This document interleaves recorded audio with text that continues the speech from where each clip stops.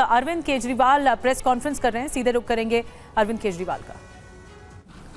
दुकान पे दो मोटरसाइकिल पे सवार आए, उन्होंने गोलियां चलाई और वो भाग गए।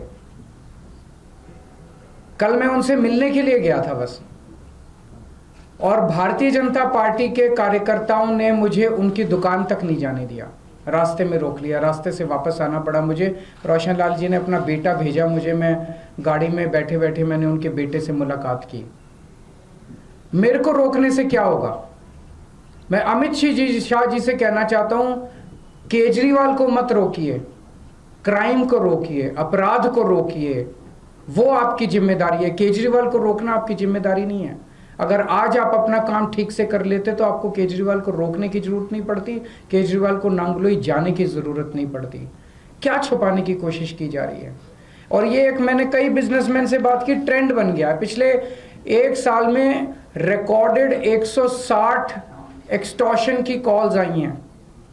जिन लोगों ने, जब एक्सटॉर्शन की कॉल आती है किसी के पास, तो वो कहते हैं इतने इतने पैसे दे दे, नहीं तो तेरे फलाने फलाने को, घर के आदमी को मार देंगे, इसको किडनैप कर लेंगे, और अगर पुलिस को बताया तो देख लेना।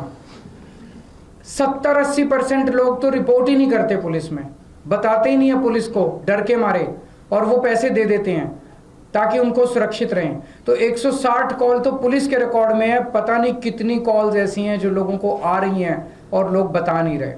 तो हर रोज पता नहीं कितनी एक्सटॉर्शन कॉल्स दिल्ली के अंदर आ रही हैं। और ये एक्सटॉर्शन कॉल्स क्या हैं? एक व्यापारी को विदेश के नंबर से एक्सटॉर्शन कॉल आती है, उसको कहा जाता है कि इतने पैसे दे दे, नहीं तो तेरे को ये कर देंगे, वो कर देंगे।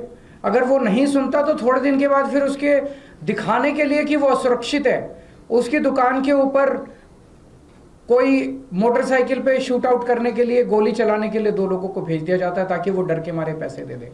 ये इतनी आम बात हो गई है कि दिल्ली से बिजनेसमैन दिल्ली छोड़ छोड़ के आस पड़ोस के राज्यों में जा रहे हैं। बिजनेस करना दिल्ली के अंदर एक बहुत बड़ा गुनाह बनता जा रहा है। महिलाएं असुरक्षित हैं, महिलाओं को, छोटी छोटी बच्चियों के साथ उनकी किडनैपिंग करके उनको रेप कर दिया जाता है, उनको मर्डर कर दिया जाता है। ईव टीजिंग की, मंचलों की घटनाएं मेट्रो के अंदर और बस के अंदर सफर करना दूभर होता जा रहा है।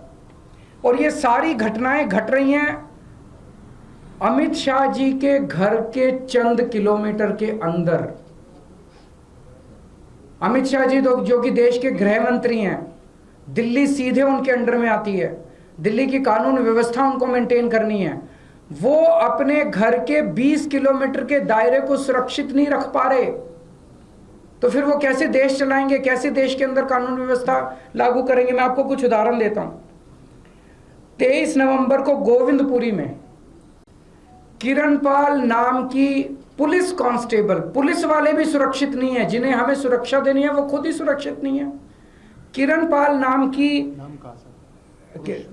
पुरुष है, किरणपाल नाम के 28 साल के पुलिस कांस्टेबल की चाकू गोद के हत्या कर दी गई, और ये महज अमित शाह जी के घर से 13 किलोमीटर दूर हुआ। 31 अक्टूबर को फर्श बाजार, वहां पे गैंग वॉर में 2 लोगों की मौत हो गई दिवाली वाली रात को, और ये महज 14.5 किलोमीटर, अमित शाह जी के घर से 14.5 किलोमीटर दूर हुआ। 21 अक्टूबर को करोल बाग में एक महिला को किडनैप करके रेप कर दिया गया, अमित शाह जी के घर से महज 9 किलोमीटर की दूरी पे। 14 सितंबर को ग्रेटर कैलाश में 35 साल के एक जिम के मालिक को गोली मार के, 2 मोटरसाइकिल वालों ने गोली मार के उसके मर्डर कर दिया, महज 9.5 किलोमीटर अमित शाह जी के घर से दूरी है उनकी। अमित शाह जी से मैं पूछना चाहता हूं, ये हो क्या रहा है? क्या आप मानते हैं कि आपसे दिल्ली नहीं संभल रही है? और दिल्ली के लोग अब सुरक्षा के लिए किसके पास जाएं?